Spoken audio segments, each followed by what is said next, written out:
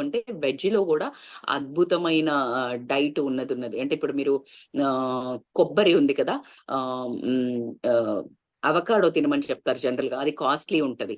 కానీ మీరు కొబ్బరి తురుముని మార్నింగ్ మీరు సలాడ్స్‌లో వేసుకొని తింటే ఎంత మంచి డైట్ అంటే మీకు వెయిట్ లాస్ అవుతుంది. తర్వాత ఆర్గాన్స్ అన్నిటికి మంచి ఫ్యాట్ అందుతుంది. మంచి ఫ్యాట్ కూడా అవసరం. ఫ్యాట్ తినొద్దు అనంగానే మనము పూర్తిగా అన్నిటిని వదిలేస్తే కూడా బోన్స్ ఉంటాయి కదా! బోన్స్ వీక్ అవ్వడము, ఆస్టియోపోరోసిస్ రావడము, మోకాళ్ళ లూబ్రికేషన్ తగ్గుతుంది. పూర్తిగా ఆయిల్ ఫ్రీ డైట్ కూడా చేయకూడదు.